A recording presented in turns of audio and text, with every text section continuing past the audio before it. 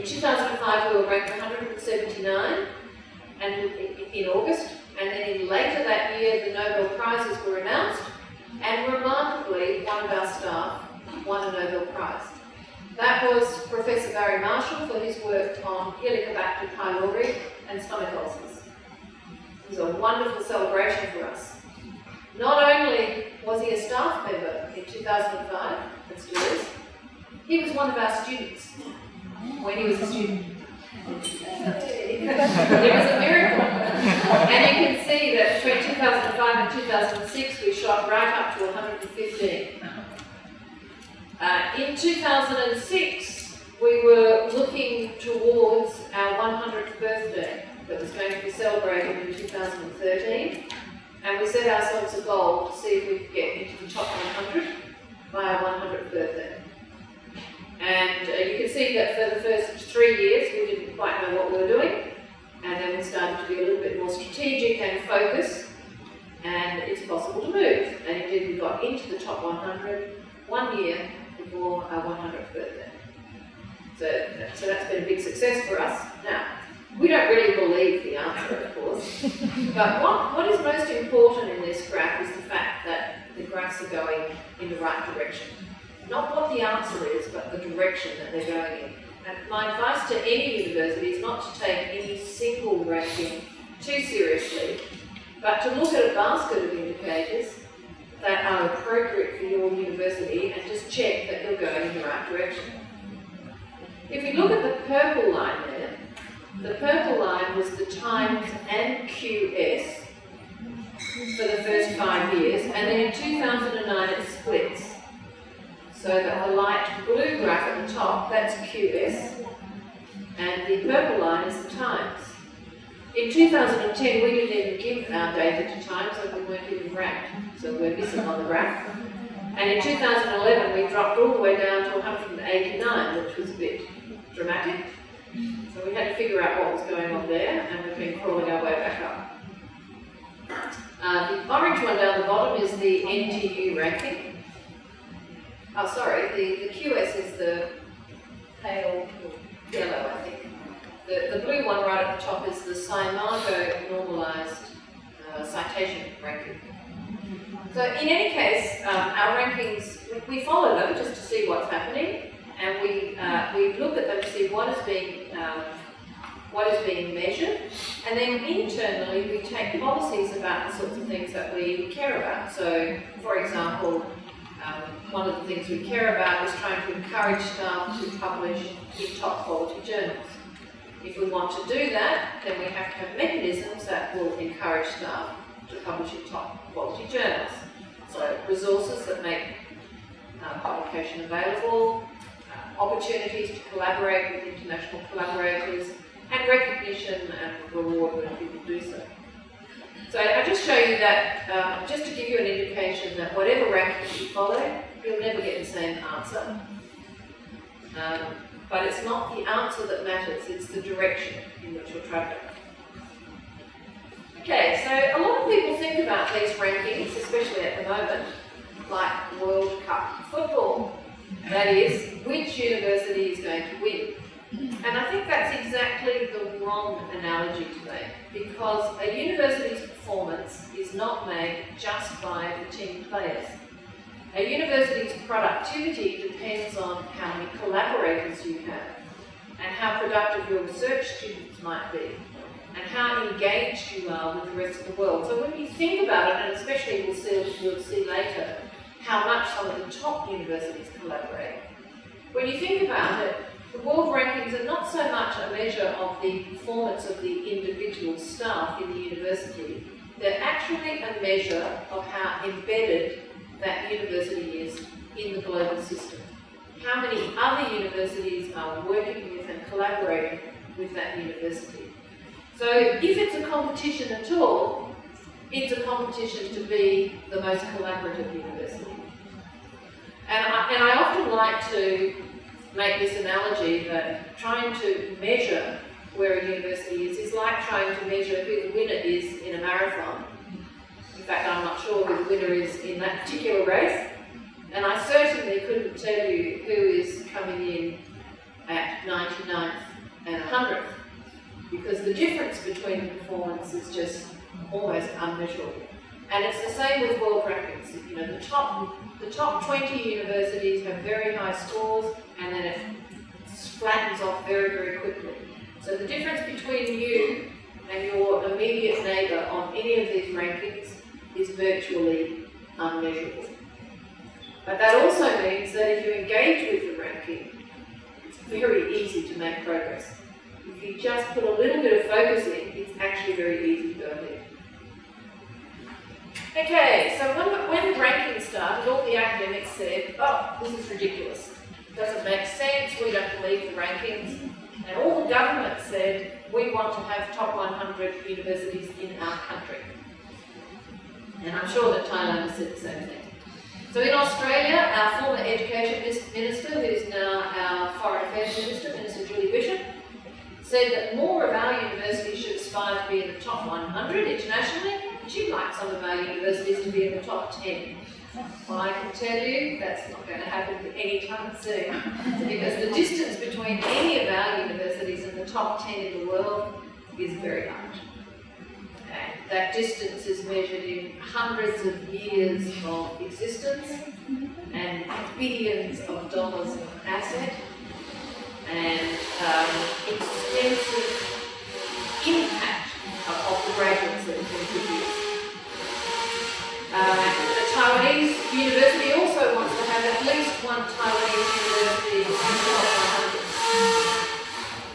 100. In Spain, they have developed a competition called the Campus of International Excellence, with the ultimate aim of boosting Spain's showing in the world's top 100 universities.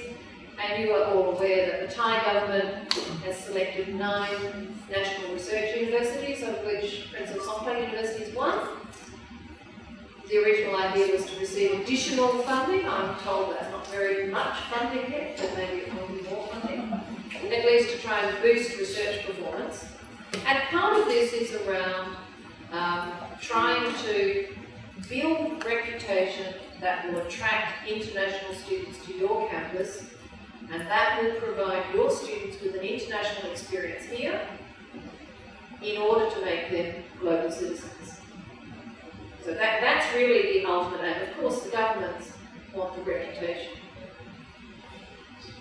Okay, so let's look at the academic ranking of world universities. I'm not sure if you can see all these numbers, but if you can't, I'll read some of them out.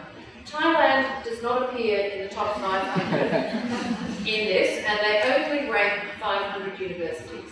So what's interesting about this is not which countries are in or not, but what the differences have been. So here we're looking at what the ranking was in 2005 and what it is in 2013 based on difference. And the biggest winner is China. China has moved from having 8 universities in the top 500 to 28 universities in the top 500. China is incredibly focused on building a world-class university system, and it is pumping billions and billions of dollars into doing that. It is sending thousands and thousands of graduates abroad every year to build collaboration and connection, and it is working with universities all over the world to build collaborations. 28 universities in the top 500 is a very important showing, and it won't be long before it has at least one university in the top 100, I'm sure. The biggest loser is the United States, believe it or not. They have moved from having 168 universities in the top 500 to 149 universities. They have lost 19 universities in the top 500. So what's happened in the United States? Well, first of all, up until very recently, they didn't even look at the rankings. First of all, they just took it for granted that they were in the top 500, and they didn't even look. They didn't engage at all. And then they had a global financial crisis, which has severely impacted on many of the universities, particularly the state university systems in the United States. And so, really without trying very hard at all, productivity has started to slip, good staff have gone overseas, and it just gradually began to fall out of the system. Japan, interestingly, is the second biggest loser, having lost 13 universities in the top 500. I'm not so familiar with Japan as with the United States, but I suspect that part of that is about having a relatively insular, inward-looking education system at the moment. And I know that the Japanese are very worried about this now, and are beginning to look out again, look for collaborators to work with this. I think one of the interesting ones is Saudi Arabia at number 3. They've moved from having no universities in the top 500 to having 4. And how have they done that? Well, the answer is very simple: money. They have decided they wanted to have some good universities. They have lots of money, and they have spent that on building universities and employing very high quality staff to come from all over the world to work in those universities. So you can see that with focus and attention and resources, you can do it. Okay, let's look at the QS ranking, because this is one that ranks over 1,000 universities and where Thailand performs reasonably well, and where QS also does rankings in regional zones. So apart from the global ranking, QS produces an Asia rank, and it also produces subject ranks, so ranking for agriculture, ranking for engineering, etc. So on QS, Mahidol University comes in 42nd in the Asia rank, and then Chulalongkorn, Chiang Mai, Thammasat, and Prince of Songkhla University. So when I was speaking with your ranking committee yesterday, I was told that PSU comes in about 5 on all the rankings at the moment. Although I was very pleased to hear that you were recently ranked top in Thailand in science and technology, so congratulations, that's excellent. I think that the difference between Prince of Songkhla University and some of the universities above is relatively little, and it's possible to move forward in this ranking, and I'm sure that the ranking committee will be looking at that. One of the interesting things about rankings, though, particularly when they get to be survey rankings, is making sure that your university is known outside. So in collaboration, international engagement is very important. And one of the big advantages that Prince of Songkhla University has is that you're very close to another country, being close to the border of Malaysia. So it's relatively easy for you to collaborate internationally.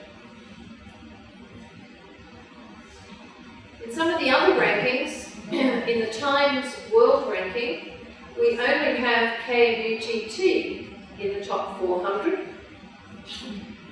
but we have 3 Thai universities in the top 100 Asian universities, so that's KMUTT, Chulalongkorn, and Mahidol, with very, very good rankings.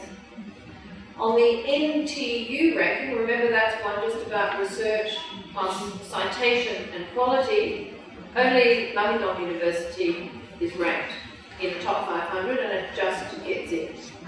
And as I said, there are no Thai universities in the Shanghai Jiao ranking, not to worry. So you see that Thailand is making good progress in a number of rankings. On the SCImago, what I've looked at here is the normalised impact score. So I know that you use the total volume score, and PSU is ranked reasonably well, but here are the Thai universities on the normalised impact score. And 3 of the universities are producing output whose normalised impact is bigger than 1. That means better than the world average for citation. And the others are not too far behind, and PSU is at 0.92, so just below world average. And that's the totality of all the work that you do. So I think that's something that can be moved relatively easily.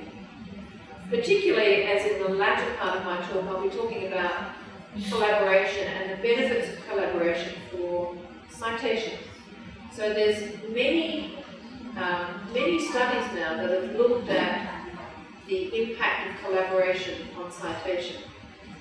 And if you publish a paper that only has authors from your country and you get 1 citation, if you had authors from 2 countries, you would double the citation rate. If you had authors from 3 countries, you quadruple the citation rate. So in Australia, if you just have Australian authors and the citation rate is 1, if we have Australian and British authors, it will be 2. If we have Australian, British and Japanese authors, 4. So you increase the spread of your paper, you increase the readership, you increase the citations. Another ranking system, which I'll just speak about briefly because PSU does appear here, is called View Multi-Rank. And this was developed by the European Directorate of Education. It was developed because when the Shanghai ranking and other rankings appeared, the Europeans were horrified to discover that their old prestigious universities were not ranked very highly. The University of Paris, the University of Rome, the University of Bergen or Copenhagen didn't rank as highly as they thought they should. So in order to solve that problem, they invented their own ranking system. Typical for the Europeans, they spent years and years, and actually in the end didn't actually generate a ranking system. What they have generated is a system that provides a score on a number of indicators, and it's meant to be advice to potential parents or companies about where to send students. And particularly in Europe, since they have a number of schemes now to get students educated in more than 1 country, this is important in providing advice as students get educated across the whole of the system. So the letter score is A for very good, B for good, C for average, D below average, E is weak, and then otherwise the data is not available or the indicator is not applicable for that university. And 3 Thai universities have played this game. They are Chulalongkorn, Mahidol and Prince of Songkhla University. So, and Prince of Songkhla has done a very good job on this actually, because they've clearly engaged and got some good scores. So in teaching and learning, for bachelor graduation rate and for graduating on time for bachelors, I've got a good score. And I'm going to show you, no, maybe not. I mean, our university is rated on this ranking as well, and the PSU scores are very good. In research, they're not so good, below average, but nevertheless, they're at least there. On knowledge transfer, they're not so good.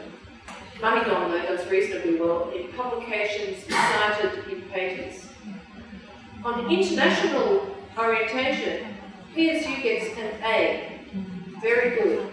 So that PSU is clearly generating papers with international authors, that's great. And on regional engagement, bachelor graduates working in the region, you get an A as well. So great to engage with these things. Only 3 universities in Thailand are doing it, and PSU is up there. So here's a list of suggestions for what you might do to boost your rankings. And they start with the easy ones and move on to the hard ones. So the easiest thing to do is to encourage staff to publish in journals that are indexed by the Web of Science or Scopus. I think 10 years ago, nobody even knew whether a journal was in or out of these bibliographic databases. I think it's very important now when your staff are publishing and when you're advising your staff and your students where to publish, choose journals that are indexed by these databases.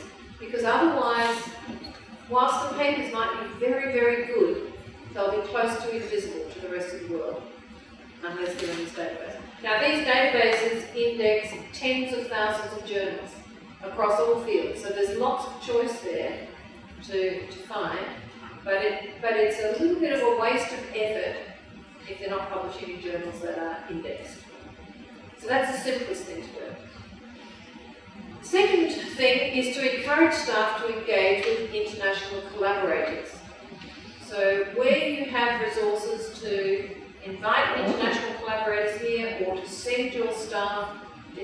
international conferences or to workshops, I'd highly encourage that. And certainly in my university, I have a particular internal grant scheme that's designed only around international collaboration. So people can spend money on travel, but they have to generate a co-authored paper from the workshop or the experiments or whatever it is they do. International collaboration, and PSU is quite strong in this already, so it should be good for you to build on that. Then, slightly harder, but still not impossible, is to get your staff to do work that gets above average citations. So this means that you need to know what the average citations in your particular discipline are. Some disciplines cite each other a lot more than others. For example, immunology is a very highly citing discipline. And so they do very depth-first research, they all build on each other's work, they work in teams, and they cite each other a lot. So you have to get a lot of citations in immunology to be above average. At the other end of the spectrum, civil engineering, for example, is a fairly lowly cited scientific discipline. They tend to publish in lots of journals. They don't necessarily build on each other's work, and they don't cite each other as much. So it doesn't really matter which discipline you're in. What is important is to know what the citation practices are in your discipline, and then try and do things that boost the impact of your work. So the strategies are to look to high quality journals. The higher the quality of the journal in your discipline, the more likely it is that the work will be read and cited. Then look at things like making your work available. You know, if possible, and it doesn't infringe copyright laws, put a copy of your paper on your website so that people can find it easily. Send copies to your potential collaborators. Participate in conferences and talk about your work and hand out copies of your paper. All these things help gather above average citations. If you can find a potential collaborator who is already a highly cited researcher, then working with that person will mean that your work is likely to be read by more people, and that person will be a helper in getting your paper cited more. And then I think the next thing is just engage with the ranking system. So you're lucky at this university to have a ranking committee that is doing exactly that. Most universities in the world haven't figured out how the rankings work, don't really know what is being measured or not, and are certainly not supplying data to the ranking agencies. This university is, so that's a good thing. It's worthwhile engaging. Even if you think that some of their measures you don't agree with, it's still worthwhile doing it because it's building your reputation. And building your reputation builds your capacity to attract future students and future staff members. Then you have to prepare for the survey game. So you have to foster the image of your institution overseas. Now I think this is an important thing actually for all of Thailand. Whilst Thailand, the country, is well known overseas, probably the Thai university system is less well known. Most of your universities have long, complicated names that other people can't pronounce. And so you have to get out there and get people familiar with your universities. And part of that is going to conferences, using your university name well, working as a team. It's possible to do. And then foster your image of your institution among your employers. So make sure that the employers of your graduates know about your university. You probably do this already in Hat Yai for your local employers, but I'm sure that your graduates are employed all over the country. So knowing who employs your students, knowing what they think about your students and what they want, getting big employers onto the campus to advise about curriculum and the sorts of things they want will help improve your reputation amongst employers, and then that helps in the survey game. And it generates better graduates anyhow, because You're generating graduates that the employers want to employ. Okay, they're getting a little bit harder, nurturing staff that have the potential to become highly cited researchers.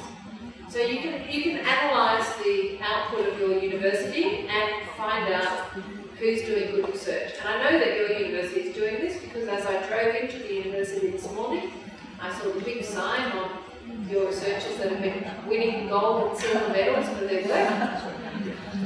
That's good. So you know who's doing high quality work. Part of it is finding who some of the winners are and helping them get even better. So that they're making sure that they're publishing in the top journals, their work is well understood, and they have the resources and the collaboration to do really well. Okay, then getting even harder still. Hiring highly cited researchers. Thomson Reuters has just released the new database of highly cited researchers, so if you have access to that database, you can go in and search. One thing you can do is search by country. So you can have a look and see, if I haven't actually looked for Thailand myself, but you can look and see, are there any highly cited researchers in Thailand at the moment? If there are they at your university? Or are they at another university you might be able to entice them to come here?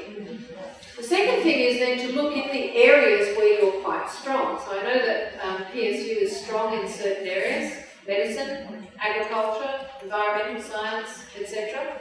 So you can look through the list and see, are there any Thai nationals that are working at other universities who are highly cited and who might be interested in coming back to Thailand? That's a possibility as well. So it's not impossible, it's hard, but it's not impossible. And then hiring staff and students who might produce Nobel Prizes, well, I think that's impossible. And I can tell you it is useless to employ somebody who already has a Nobel Prize. They're already past their use-by date, and they're not going to get another one. Very unlikely. Only 2 people have ever won 2 Nobel Prizes. One of them was Madame Curie, and the other one was Fermi, I think. Okay, so let's talk about output. Nearly all of the indicators use output of some form or other. And in the world as a whole, productivity has been growing. Over the last 5 years, global productivity has grown by 20%. So if you stand still, you're going backwards. You have to go ahead by 20% every year just to stand still. It's hard. So that's all over the world. Now, part of that productivity is coming from just people working harder, as I'm sure you all are, but part of it is coming from people collaborating more on bigger projects, as we'll see. So in the various ranking systems, I've got 5 of them there, output and citations are a big part of the total ranking system. In the Shanghai Jiao Tong, it's 40% of the overall score. In NTU, it's 65, it's just about everything, isn't it? And in Times, it's a significant proportion as well. QS citations are just 20%, and in SciMargo, by the time you put output, quality, and citations together, you've got about 66% of the score as well. So output and citations are the main drivers, and having a drive on increasing output and increasing the quality of output will impact on all of those rankings. Thailand has been increasing its output every year.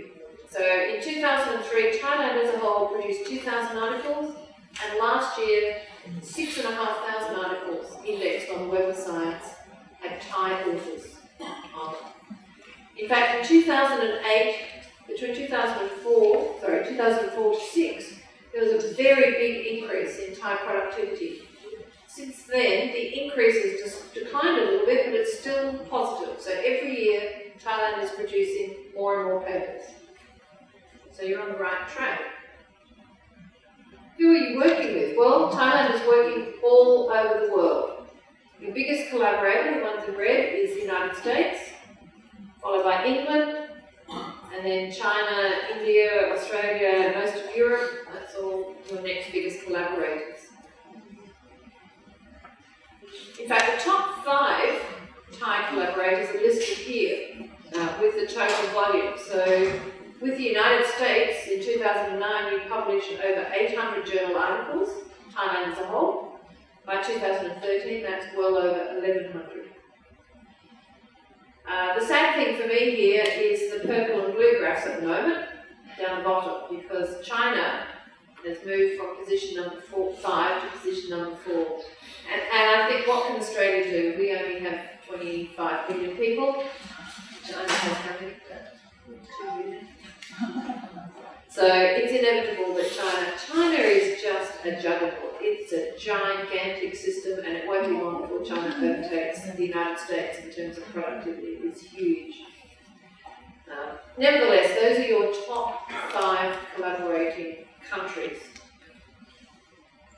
If we look at where the Thai university system is, this is on the Web of Science data for the last 5 years.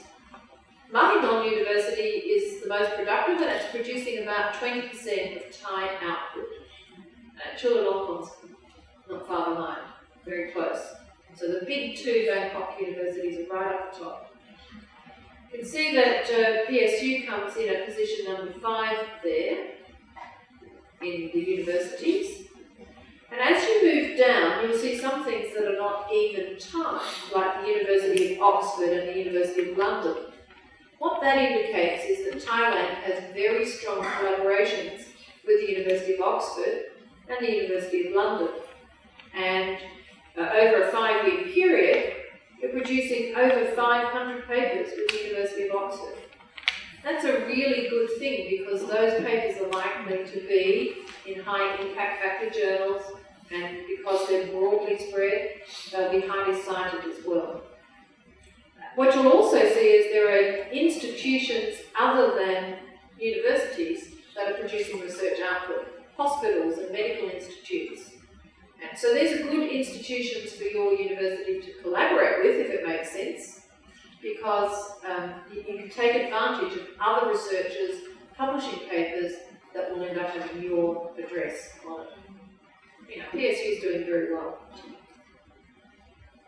Now, the Web of Science mostly indexes science papers, so it's not surprising that the science papers make up the bulk of the output. But this shows you what proportion of the papers are in the Science Citation Index, what proportion are in the Social Sciences Citation Index, and what are in both. So disciplines in both might be things like psychology. And you can see that the big growth there is in scientific output. But total output growing over 5 years. And then these are the top 50 fields of research that Thailand is working in. So the first 2 are multidisciplinary. Those things that get classified as multidisciplinary are on the basis of papers that are published in multidisciplinary journals. Thereafter that, you're looking at papers that are published in discipline-specific journals.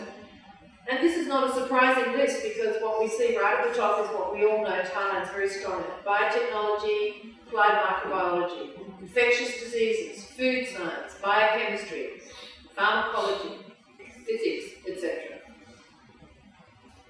This is good information for other countries to know about where are good fields for possible collaboration. This is an interesting table because it talks about the citation performance of Thailand. So we're looking at the top 20 or so fields, and in the second column we're looking at how many papers are produced, and on the basis of that volume, where Thailand ranks in the world. So over a 10-year period, Thailand has produced about 7,500 papers in clinical medicine, and that puts it 42nd in the world.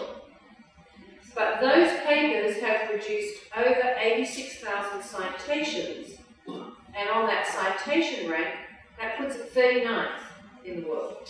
That means that the papers that are being produced are being cited above average.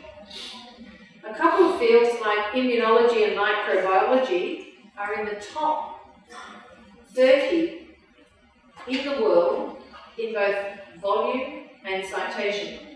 And some areas like social sciences, mathematics and economics and business, you're well ahead in citations relative to volume.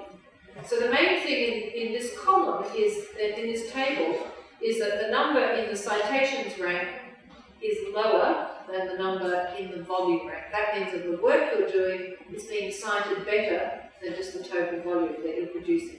Gives you some idea of where Thailand as a whole is strong. So it's not impossible to improve a university's rank position in isolation, but it's very, very difficult to do it on your own. Universities are not football teams. They work with other people. You work to solve problems with your collaborators, with industry, and problems for your community. So collaboration, I believe, is the key to improving research performance. And there are very good incentives for researchers from lower-ranked universities to seek partners in higher-ranked universities, because if you're collaborating with people who are already strongly publishing, you're more likely to be published. If you find a collaborator that is getting published a lot, and you collaborate with them, your paper's likely to be published. And if you are collaborating with researchers that have a higher citation per publication ratio, then you're likely to increase your citations per publication, your own personal H index and the H index of the university as a whole. So collaboration is the key. So this was the message that I gave the ranking committee last year, and they've worked very strongly on it. Before you set off, you have to know about your own institution, and that means that you have to collect some data and measure things to get an idea of what you're doing. So you have to take stock and think about what your university's strengths are and look at areas for potential growth. And strengths are not just your existing staff. They're also looking at your infrastructure and your platforms for doing research, and looking at your local conditions to see where you have a strategic advantage, maybe because of local problems or because of the opportunity of where you're situated in the world. Clearly, tropical agriculture is one of your big strengths, something we can't do in Perth because we don't live in the tropics. So you're much better at it than we are. So take stock, figure out where you are, figure out what your strengths are, and start benchmarking your data to know exactly where you are. And then you need to start setting goals. I know the institution as a whole has got a goal, but those goals need to cascade down into the faculty and into the different departments, so that each department doesn't just think, oh, it's the university's responsibility to move up the rankings. It's the responsibility of every department and every individual to know what their role is in changing the data. So it's really important for deans and heads of departments to have a sense of what their strategy is and how they will encourage staff to publish more, to collaborate more, and to increase the impact of the work that they do. When you've had those discussions and you know what you want to do, then together you sit down and explore potential collaborations. You talk to the Research Development Office about what resources are needed to create those collaborations. And then you set about having workshops and building partnerships to generate the outcomes.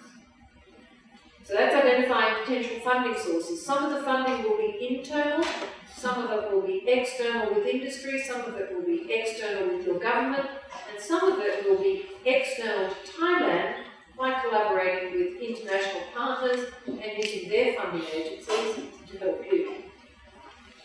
And then lastly, I think it's really important to have career development for younger staff. For PhD students and for your new staff, it's very important for them to know what they need to do in order to improve their performance, what they need to do to get promoted, and to have workshops, and to have mentors, to have senior staff mentoring the junior staff as they work their way through the career. That way you have a chance of building strong researchers in the future. Okay, so UWA, who are we? Where are we? So the University of Western Australia is the oldest university in Western Australia, and it's the only university in Western Australia that's a member of the Group of 8 universities in Australia.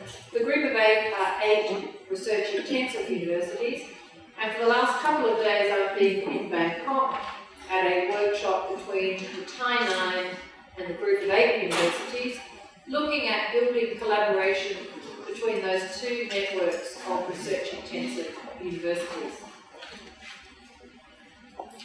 We are home to over 23,000 students, and those students come from over 80 countries. And we have 3,500 staff, of which 1,500 are our academic staff. It's important to note this, the internationalisation aspect, if you like, of UWA.